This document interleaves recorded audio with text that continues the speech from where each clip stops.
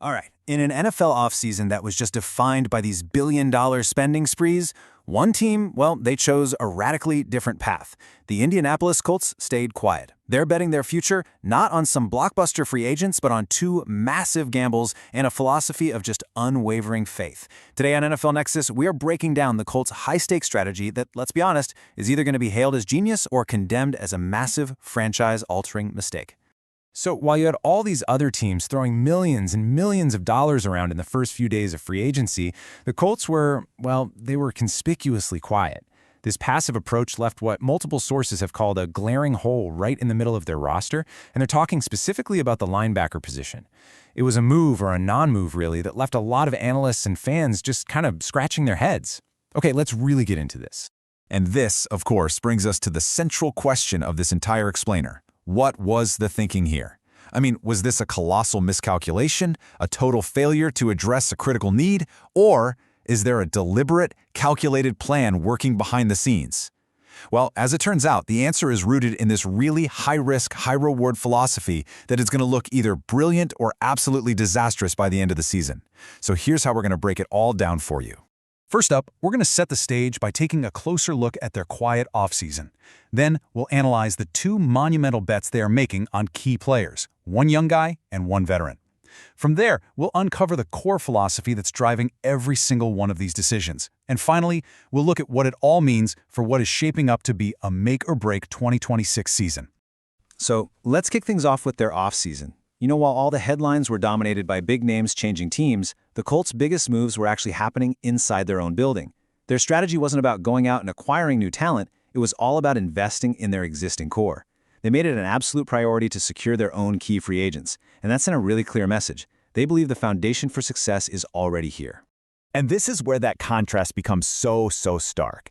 I mean, the approach was so passive that they only signed one single external player who's projected to start. That's linebacker Akeem Davis-Gaither. But here's the really fascinating part. He's not even really seen as the long-term solution. He's more of a stopgap. See, the Colts are operating under this belief that the true permanent answer to that glaring hole isn't a player they just signed, but a player they drafted a couple of years ago. And that belief, it leads us directly to the Colts' first massive bet.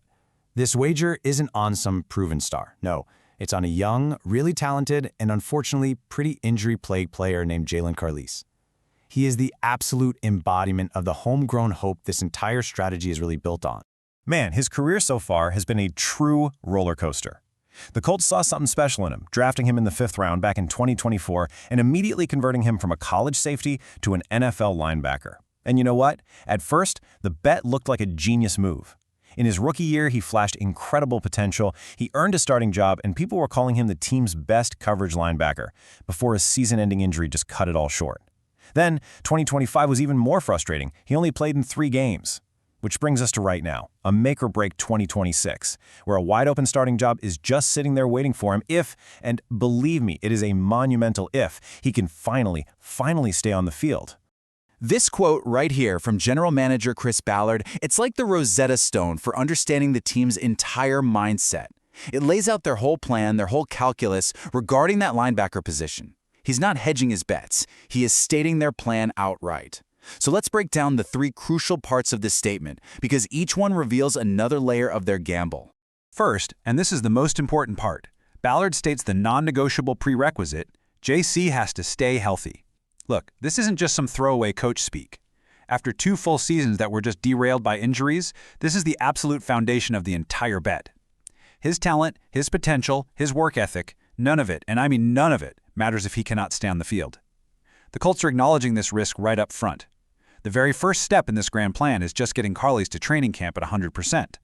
Okay, second, Ballard highlights the skill set. Now this is the jackpot. This is why they're willing to risk it all. That skill set he's talking about comes from his time as a college safety. What that means is he has the instincts and the fluidity of a defensive back, but he's in the body of a linebacker. Now think about it. In a league where athletic tight ends and receiving backs create mismatches all over the field, a linebacker who can cover them one-on-one is a strategic weapon. He's a defensive chess piece that can just erase an opponent's primary strength. The Colts don't just see a potential starter, they see a potential mismatch nightmare for every single offense they have to face. Now, the Colts aren't just betting on unproven youth. Oh no, their second wager, and you could argue it's a much, much larger one financially, is on their veteran quarterback, a player who has truly been through the fire and back, Daniel Jones. His comeback story is the other massive pillar of this entire organizational gamble. So before we dive into his story, let's just let this number sink in for a second. $88 million. You guys, this isn't just a contract, it's a declaration. It's the physical manifestation of the Colts' faith, a staggering financial commitment that ties the entire franchise's immediate future to one player's right arm. And, of course, his surgically repaired leg. Because you have to understand, this isn't just another big quarterback contract. This is a historic 2-year extension. Let me repeat that. It is the largest 2-year deal in the entire history of the National Football League. And they gave it to a player who's rehabbing a torn Achilles, which is one of the most devastating injuries in all of sports. This is the very definition of an all-in bet. They aren't paying him for what he's done in the past. They are paying for a full-strength resurrection. His career is really a story of incredible duality. On one side, you have just this relentless adversity, the intense criticism he faced in New York, getting benched and then flat-out cut by the Giants, and just a brutal string of major injuries, all culminating in that torn Achilles. But on the other side, you have this story of unwavering belief. He came to Indianapolis as a reclamation project, right? He won the starting job, and then he just electrified the league by leading the team to that amazing 8-2 start.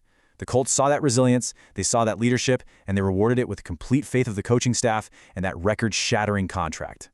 And these words from head coach Shane Steichen, they reveal so much. The organization doesn't just see the injuries as liabilities. They actually see the resilience that came from overcoming them. They believe that going through that intense criticism in New York, getting waived, and fighting through significant physical pain has forged a mentally tougher, more resolved leader. In their eyes, as Steichen says, he's been through the fire, and that experience is an asset, not a red flag. So, what is the common thread here? What connects these two massive bets on an injured young linebacker and a recovering veteran quarterback? Well, it's a core organizational philosophy, one that is deeply rooted in the concepts of faith and, most importantly, something called alignment. This statement right here from Colts owner Carly Irsay-Gordon is the absolute key to understanding this entire strategy. She cuts right to the heart of what so many dysfunctional NFL franchises lack. For the Colts, success isn't built in free agency.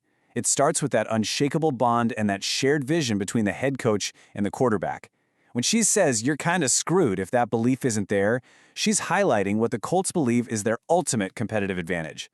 And this is what organizational alignment truly means in Indianapolis. It is not just some corporate buzzword. It is a top-down, deeply held belief that the synergy created when the owner, the head coach, and the quarterback are all on the exact same page is the most critical foundation for a winning team.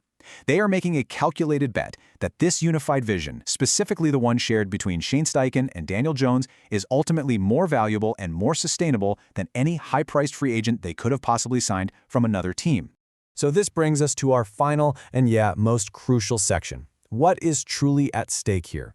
What does this faith-based, high-risk strategy actually mean for the upcoming 2026 season? The answer is pretty much everything. The entire direction of the franchise for the next several years hinges on these gambles paying off. You know, when you really boil it all down, the success or failure of the Colts' entire season rests on a simple 3-step path to payoff. 1. Health. Jalen Carlys must finally stay healthy and seize that starting linebacker job. 2. Performance. Daniel Jones has to return to the elite form he showed during that incredible 8-2 start, validating that historic contract. And 3. Results. All of this faith, all of this alignment, it has to translate into actual wins on the football field. It's that simple and it's that monumental. The entire strategy rests on the health and performance of these two key players. And this leaves us with one final, pretty provocative thought to consider. Are the Indianapolis Colts being truly visionary here? Are they building a sustainable culture by trusting their people, their process, and their evaluations over the allure of the open market? Or are they being reckless and naive, staking the franchise's future on two significant injury risks while ignoring clear roster needs in the process? It's a really fascinating case study in team building, that's for sure. So, where do you land on this? Is this a stroke of genius or a gamble that's just doomed to fail? Drop your take in the comments below. We really want to know if you think the Colts bet is going to pay off. And hey, if you enjoyed this deep dive, help us build our own winning team right here at NFL Nexus by hitting that subscribe button and giving this explainer a like. It truly helps us out a ton. And hey, one last thing before you go. If you want to support what we do here at NFL Nexus, check out our brand new NFL-themed coloring books. They are perfect for the next generation of football fans, your kids, your grandkids, or, hey, even for unwinding during halftime yourself. You can grab them using the link in the description or by scanning the QR code right on your screen now. Your support is what allows us to keep making these deep dives. Thanks so much for watching.